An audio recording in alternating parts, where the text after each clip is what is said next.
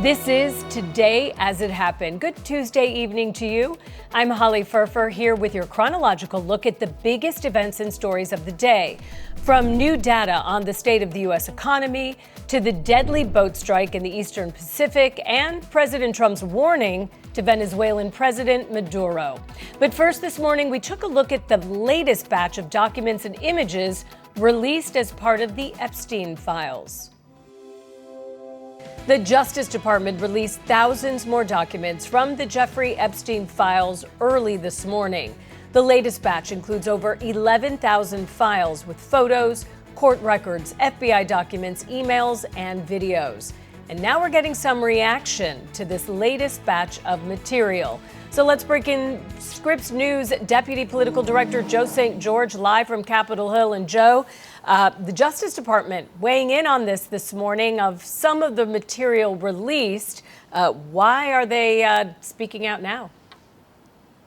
Yeah, think of this as almost a preemptive warning here. Remember, the criticism levied at the Justice Department on Friday especially is that President Donald Trump's name was barely mentioned in any of the files that came out on Friday, which was the deadline for the Justice Department to comply with the new federal law, the Epstein Files Transparency Act. But again, President Trump, who acknowledges he knew Epstein for many, many years. He often says everybody in Palm Beach knew Jeffrey Epstein.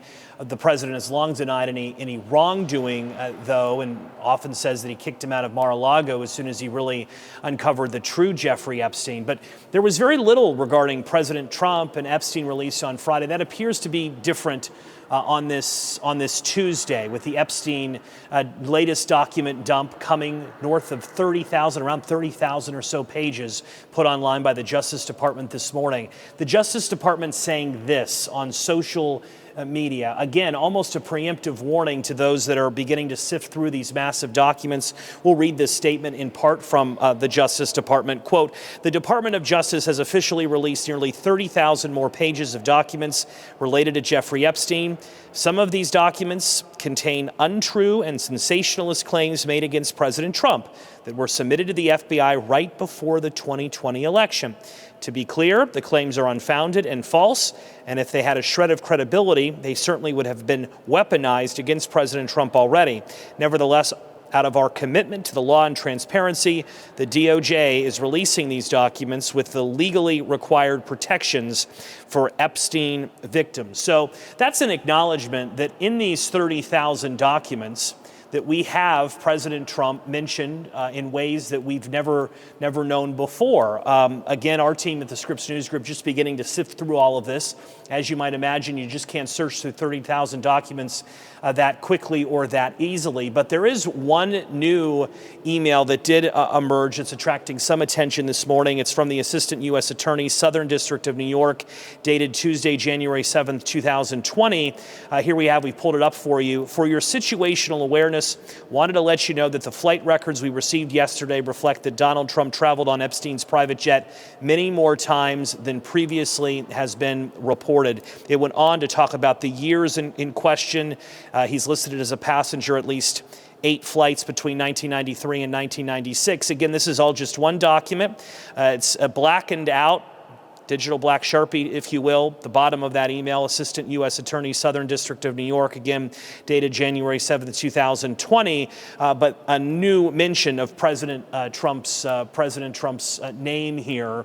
And there will likely be more, again, given the fact that the Justice Department felt the need to come out and say many things are untrue that are going to come out. But look, that's what happens when you essentially are asked by the United States Congress to produce raw documents. And this was the concern for many, many years that, there's a reason that oftentimes you don't get access to the full investigation file of prosecutors, is there's concern that information comes out that may not necessarily be true. So what was true, what isn't true, again, this is just part of the task ahead for journalists who are trying to dissect what exactly is in this latest batch. This is a global story. Remember the royal family, fans of the royal family in Great Britain, they're particularly interested in anything that may have involved Prince Andrew, formerly known as Prince Andrew. Remember, the king has taken away the prince's titles in recent months. Democrats, lawmakers on both sides of the aisle on Capitol Hill since Friday have really levied significant criticism at the Department of Justice for not revealing more. Today's announcement is more, so that addresses some of the criticism that the department faced on Friday. And part of that is driven by the fact that lawmakers have been talking to victims' attorneys for years. There's a sense, perhaps, of some documents that may be in the possession of the DOJ that hasn't been released fully or redacted in part. All of these redactions, I often refer to it as the digital black Sharpie. That's been the source of frustration. Democrats are calling for everything from holding the Attorney General in contempt. Senator Schumer is expected to introduce resolutions on the Senate floor when Congress comes back in January related to that. But again, that was before this latest dump of files by the Department of Justice, 30,000 or so. This likely helps quiet some of the critics, at least for the time being, as everyone tries to sift through what is exactly included in this and what is not. We keep using, Holly, that onion analogy, don't we? The Epstein saga is a long, complicated, really big onion. Some layers were pulled back on Friday, and some additional layers have been pulled back on this Tuesday morning. Hey, Joe, I think I would imagine a lot of the skepticism comes from the fact that, at first they said, hey, we have a trove of documents. Then they said, hey, we gave you all the documents. And then they said, hey, maybe we have more documents. And then they said, okay, here's documents, but they're not quite there. They're kind of dripping out, even though they've had them for years. And then, now they say, oh, there's redacted for, legal reasons. So a lot of people, I can understand why they're skeptical that they're not getting the full picture. So is there any recourse when it comes to Congress to be able to say, listen, we just need to get to the bottom of this. We're not going to play any more games here. What happens next? I think you are 100% right to point that out. I mean, a lot of people are feeling that way. Attorney General Pam Bondi went on Fox News earlier this year and basically claimed that she had the Epstein file list on her desk and was planning on getting all of this released. For a time being, there was almost like a fake binder that was presented to some conservative influencers. That drama unfolded in the early months of this second term of the Trump administration. But then over the summer, there was a real big change, of course. The DOJ, the Department of Justice, essentially implied that nothing was going to be coming out. That infuriated lawmakers, which prompted the introduction of the Epstein Files Transparency Act, and subsequently it passing nearly unanimously in Congress, which nothing really gets passed unanimously on Capitol Hill these days. There was one lone dissension in the House of Representatives. The Senate passed it by unanimous consent. This has been a long saga. Susie Wiles, who is the White House chief of staff to President Trump, she said in that now infamous Vanity Fair interview that Attorney General Pam Bondi, quote, whiffed on this issue of the Epstein files. Unclear if there's still whiffing going on, but up until this point, leading up to this latest dump of Epstein files, there have been talks of holding the Attorney General in contempt, dusting off the old books regarding the Sergeant of Arms. Could the Sergeant of Arms, if a vote happens in Congress to hold someone in contempt, could a Sergeant of Arms in Congress arrest someone like an Attorney General? Now, they can't imprison them. They don't have their separate court system here. It usually ends up being a fine of some sort. But people are dusting off the old rule book to see what exactly can happen moving forward here.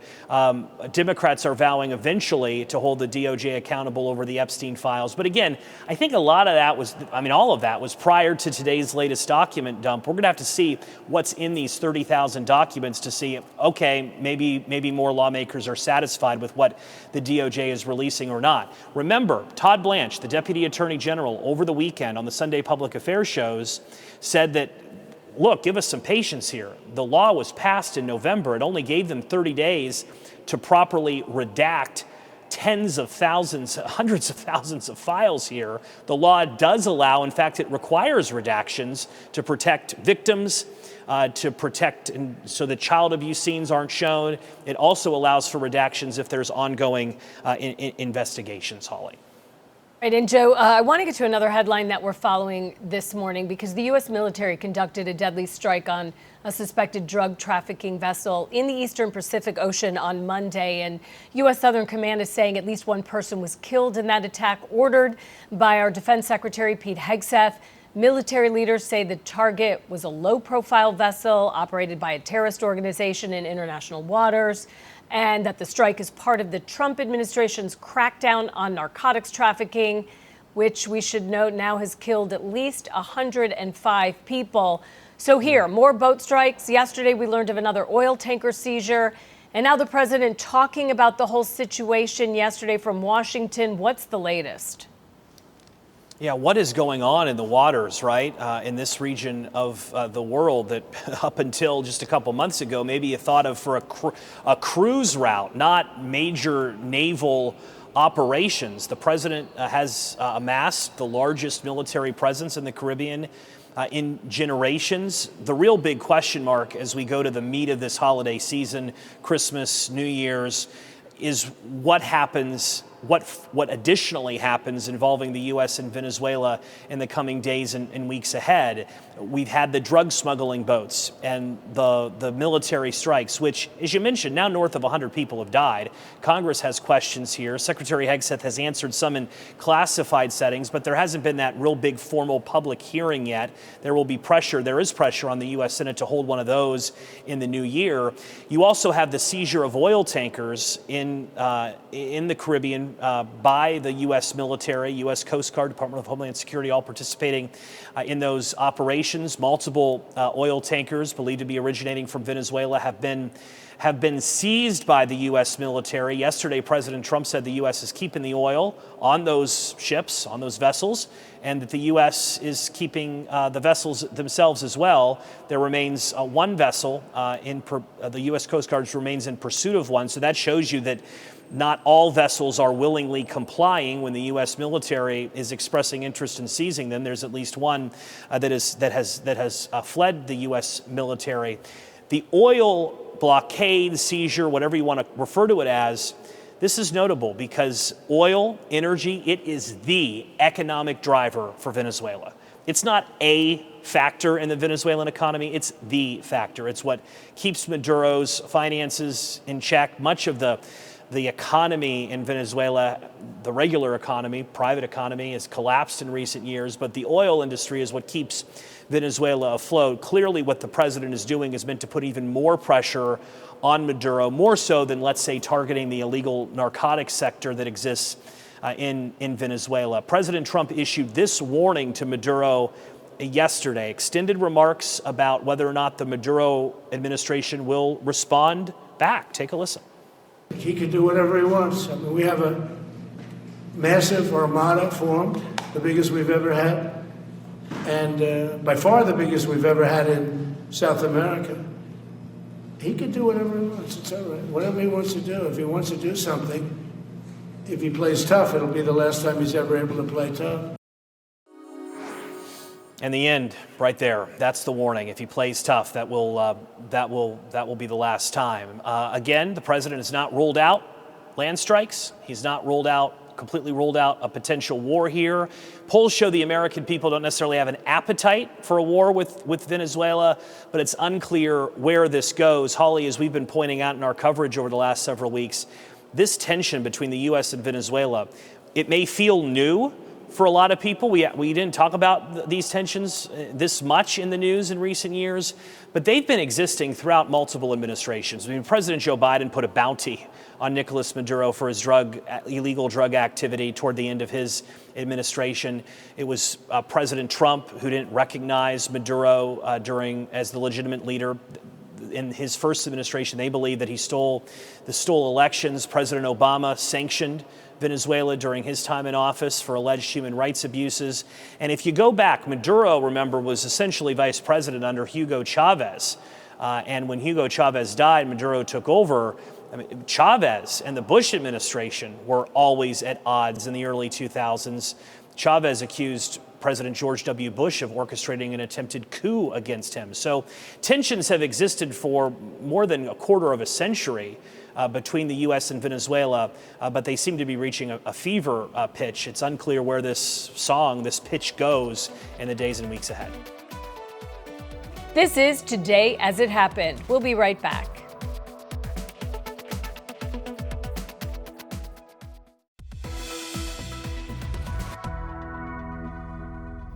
Welcome back to Today as It Happened. Let's check back in on our daily briefing of today's top stories.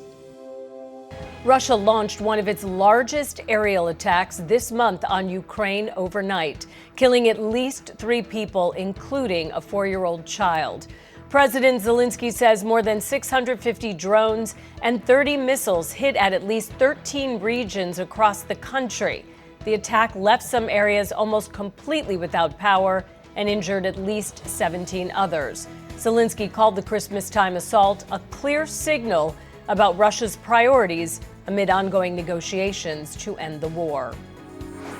A federal judge ruled the Trump administration must give due process to Venezuelan migrants who were flown to a notorious prison in El Salvador.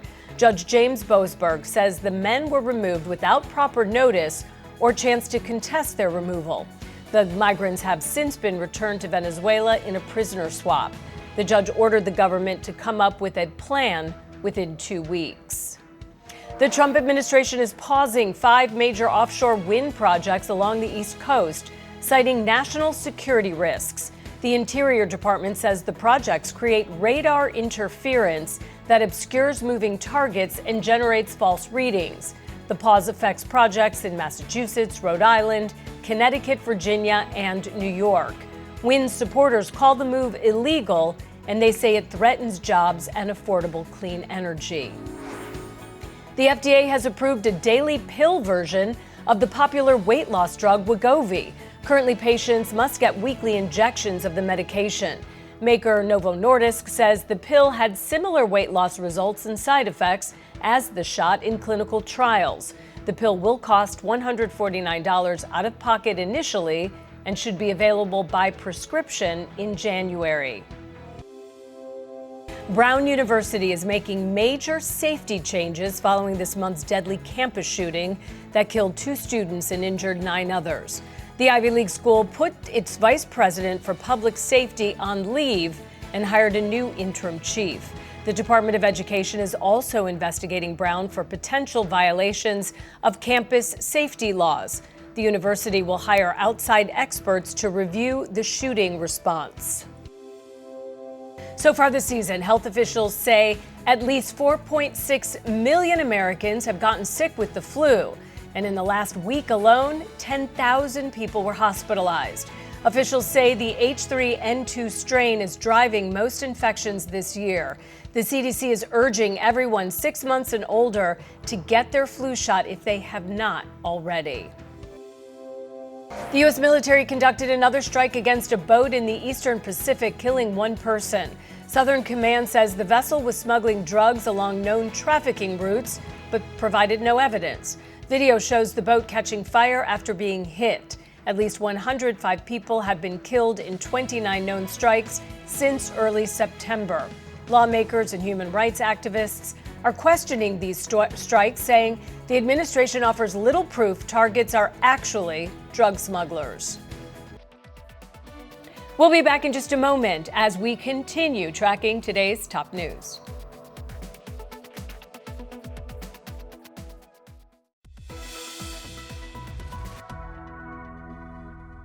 Thanks for staying with us here on Today as It Happened. I'm Holly Furfer with your daily look at the day's biggest stories. Investigators are trying to figure out why a small Mexican Navy plane carrying a young medical patient and 7 others crashed Monday in Galveston Bay. It killed at least 5 people. The plane was on a medical mission with 4 naval officers and 4 civilians, including a child. 2 passengers were from a nonprofit that transports Mexican children with severe burns to a Galveston hospital. Thick fog with half-mile visibility was reported at the time of that crash. The nation's transportation secretary is threatening to withhold $24 million in federal funding from Colorado over illegal commercial driver's licenses. Sean Duffy says a federal audit found 22% of commercial licenses given to immigrants were issued illegally. Colorado Governor Jared Polis called it crossed wires and says the state is working to revoke invalid licenses. Duffy warns that unqualified foreign truckers are jeopardizing safety and could decertify Colorado's entire program. D.C. has some of the nation's toughest gun laws, and the Justice Department's lawsuit challenges two provisions: heavy restrictions on popular rifles like the AR-15 and the long registration process where the police department must approve all guns on a case-by-case basis. President Trump's administration believes making it easier for D.C. residents to own and carry firearms would lower crime. The FCC is banning new Chinese-made drones over national security concerns. The agency says the drones can surveil and gather data on Americans. The ban includes products from DJI, the world's largest drone maker. Drones already in use or approved for sale are not affected by this new rule. President Trump has announced plans for the Navy to build a new large warship he's calling a battleship as part of his Golden Fleet vision. Trump says the ship will be armed with hypersonic missiles, nuclear cruise missiles, rail guns, and high-powered lasers. The first ship will be named the USS Defiant, and Trump claims it will be 100 times more powerful than any battleship ever built. Construction is planned to begin in the early 2030s. We'll be right back to continue our rundown of today's top stories on Today As It Happened.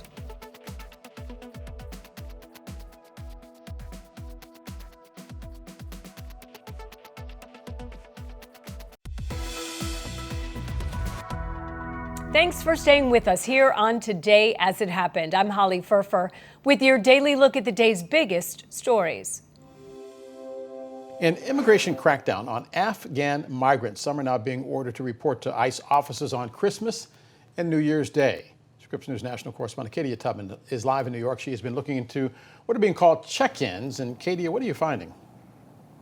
Well, good afternoon, Del. We are finding that, yes, we're learning some Afghan migrants and refugees are receiving notices to report to ICE offices on Christmas and New Year's Day, according to advocates. We obtained one of those letters, a copy from the group Afghan Evac, and personal information has been blurred. But the call-in letter, as you can see here, has a date of December 25th of Christmas Day. And the reason listed on this letter is for the appointment is called scheduled report check-in. And the person is being asked to bring documents along with them. Now, these letters, we are not clear on how many have gone out yet, but Afghan Evac founder Sean Van Diver called these check-ins and the letters calling for the check-ins deeply troubling, considering the timing, of course. And here's what he said in a video statement posted to Facebook yesterday. They're sending out notices to say they need to check in on those days. And we don't think that they're going to be doing interviews on those federal holidays. What we think is happening is they're trying to circumvent the protection mechanisms like legal resources and federal judges and advocacy resources to cause problems for our wartime allies and cause fear and discontent. Now, as Van Diver points out in the video, what's alarming is having anyone report to an ICE office on a federal holiday, especially a religious holiday, particularly because lawyers may not be as accessible, advocates may not be available, and some federal courts, all federal courts at that, are closed. And so that is questioning. We did reach out to DHS to confirm and comment about the notices, but haven't heard back yet. Still, if these check-ins are carried out, they'd be the latest move on top of mounting pressure against Afghan immigrants and migrants when it comes to legal immigration right now. Del? Yeah, kind of hard to get immigrants to show up at a check-in when they see an image being posted of Santa Claus dressed as an ICE agent. You've been tracking these operations now for the past several weeks. What is the latest on the raids? That's right. Del, they are ongoing. And for one, I would say that it doesn't appear that ICE is slowing down or taking any days off this holiday season. You just talked about the video that ICE posted yesterday on X, appearing to show Santa as an ICE agent. And in this post, they warn migrants who do not have legal status to avoid flying and also to avoid Santa's naughty list by self-deporting. Right now, there are ongoing operations in states like Ohio and Minnesota. In Minnesota, for example, ICE has said that 400 people have been arrested, but advocates say that it's not clear how many of them have criminal records. And according to the governor there, Tim Walz, he says that multiple citizens have been arrested in the operation in Minnesota. And then we go over to Ohio, which launched just a few days ago. We're seeing the operations take off. And in response there, we are seeing protesters carry out what they're calling no sleep for ICE protests, showing up at hotels where ICE agents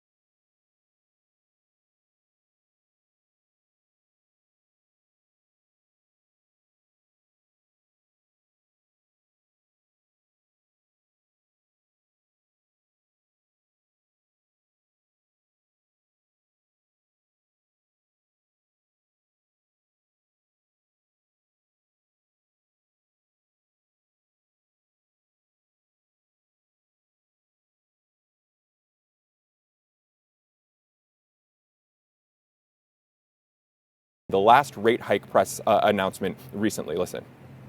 The story with inflation, and we're well aware that this is a story at this point, is that if you get away from tariffs, inflation is in the low twos, right? So it's really tariffs that's causing most of the inflation overshoot.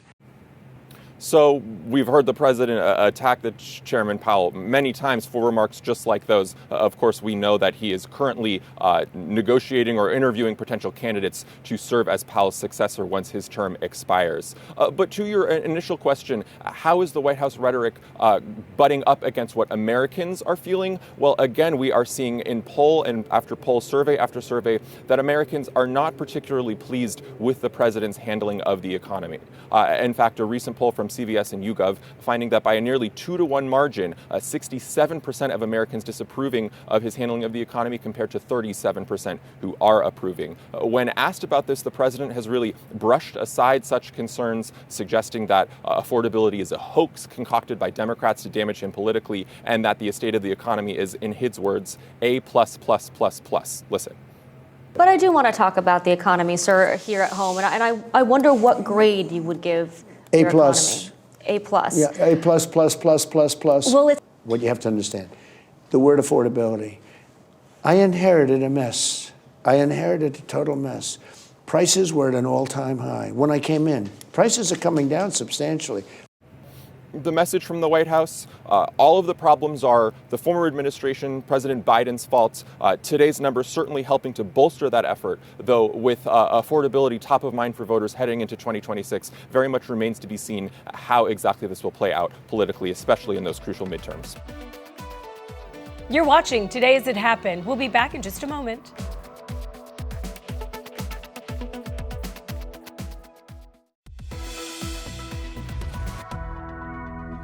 Welcome back to Today As It Happened. I'm Holly Furfer. All right, let's jump right back into a rundown of the top stories of the day.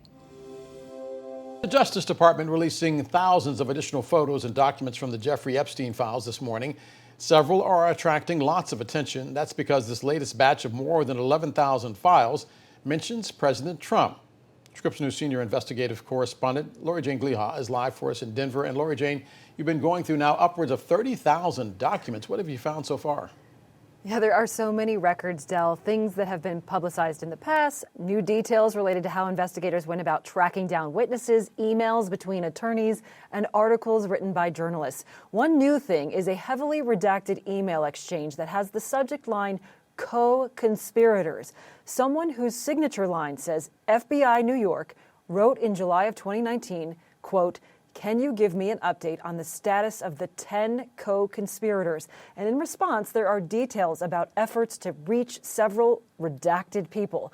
Plus, quote, "attempts to Maxwell are being made in Boston today," which could be a reference to Ghislaine Maxwell. Another notable document buried in these records was an email. Although most names are redacted again, we can see that the note is dated in January of 2020 and is signed by an assistant U.S. attorney in the Southern District of New York. And the subject line in this email says Epstein flight records. The body of the email suggests Donald Trump had traveled with Epstein more times than this author of the email had initially known. It says, quote, "He is listed as a passenger on at least 8 flights between 1993 and 1996.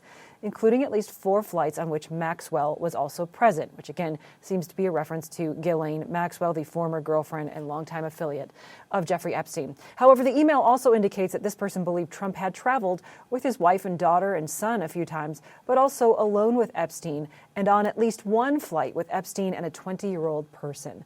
There's also a lot of stuff in here from Jeffrey Epstein's suicide attempt in 2019, a couple of weeks before his August 2019 death that was ruled a suicide. There are pictures and records from the Metropolitan Correctional Center in New York, including photos of Jeffrey Epstein in a suicide smock following the incidents. You can also see pictures of his hands and the possible fabric that may have been used in the attempt. When the Department of Justice released this latest rounds of records, Del, I do have to say that they also issued a statement on X saying, quote, "Some of these documents contain untrue and sensationalist claims made against President Trump that were submitted to the FBI right before the 2020 election. And I must say, there are some other records in here with questionable authenticity that are circulating online, which is one of the challenges of getting a lot of records like this, is verifying where they came from and figuring out why they are included in this records dump. Del. Scripps News senior national investigative correspondent Lori Jane Glehoff for us live in Denver. Lori Jane, thank you very much. We'll be right back with more of today's top stories right here on Today as It Happened.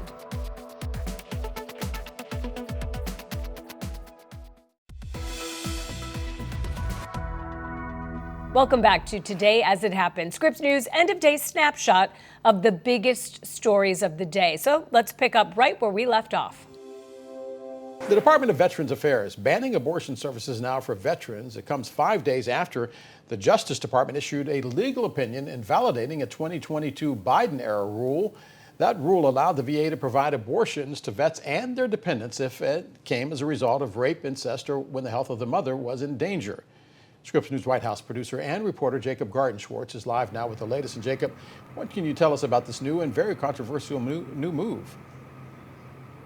Yeah, good afternoon, Del. Well, new information that we've received today confirms that effective yesterday, the Department of Veterans Affairs has moved to ban abortions for service members and their families in almost all cases. That's according to a memorandum by a senior department official authored yesterday and obtained by the legal nonprofit Democracy Forward that we ourselves have viewed. That memo says that VA-run health organizations are prohibited from providing abortion care or counseling except in specific cases where the life of the pregnant mother is at risk. And as you noted at the top, this comes after a legal opinion authored by President Trump's Justice Department, the Office of Legal Counsel, suggested that a previous decision by President Biden's Justice Department to allow some abortion procedures for service members to be provided was unlawful. President Biden's Justice Department had authored its own opinion, concluding that it could do so. Now the Trump administration coming up with a new analysis and finding that the former opinion was flawed. A spokesperson for the Department of Veterans Affairs confirming to Scripps News that this policy is effective immediately, telling us in an email, quote, DOJ's opinion states that VA is not legally authorized to provide abortions and the VA is complying with it immediately. DOJ's opinion is consistent with the VA's proposed rule, which continues to work its way through the regulatory process. So to that point, the fact that the Veteran Affairs Association is banning abortions is not necessarily news. This is something that Trump administration officials had announced earlier in the summer. But in order to do so, they had to go through the complex and often bureaucratic regulatory process of filing proposed rules, receiving comments, then responding to those comments. With this new Office of Legal Counsel opinion, they are able to ban it effective immediately, and it appears they've done just that. Del?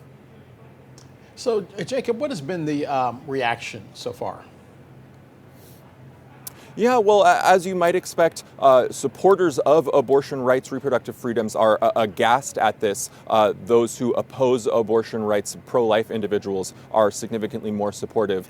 So we've seen, lawmakers on both sides of the aisle falling into one of those camps. But perhaps more surprisingly, a number of veterans organizations, particularly those that support female veterans, coming out strongly against this policy. Lindsay Church, the co-founder and executive director of Minority Veterans for America, saying in a statement that the ban is, quote, a direct attack on veterans' freedoms, including our right to make our own healthcare decisions. She concludes abortion should not be a political issue. It is necessary, life-saving medical care, and denying this care will put veterans and their loved ones in danger.